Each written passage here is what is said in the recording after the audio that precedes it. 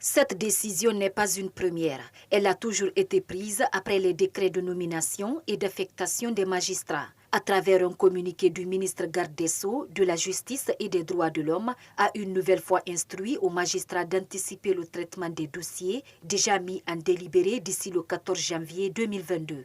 Interrogé sur la question, cet avocat pense que cette pratique pourrait poser des problèmes de légalité.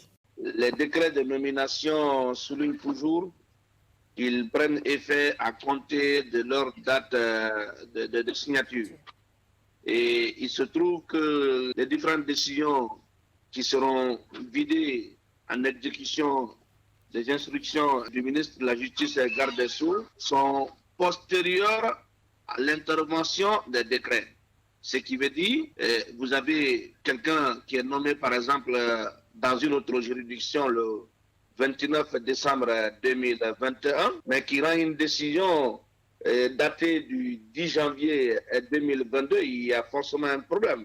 Par le passé, d'ailleurs, la Cour suprême a souvent cassé les arrêts de ce genre-là. Je pense que le ministre ferait mieux de tirer les conséquences de cette illégalité pour éviter que les mêmes sorts ne soient réservés aux différentes décisions qui seront rendues en exécution, bien entendu, de son communiqué.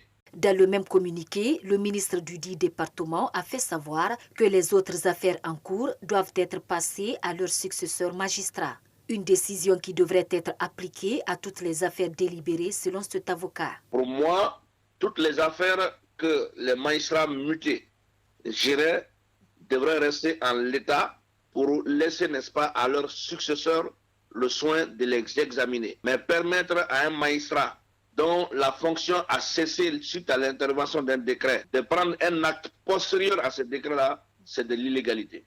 Bénéficier aux magistrats des formations, veiller à la discipline des magistrats et de faire en sorte que ce ministère ne soit pas un vecteur de transmission des instructions de l'exécutif sont des recommandations faites par Maître Pépé Antoine Lama au nouveau ministre garde des Sceaux, de la Justice et des Droits de l'Homme, Maître Moriba Alenkoni.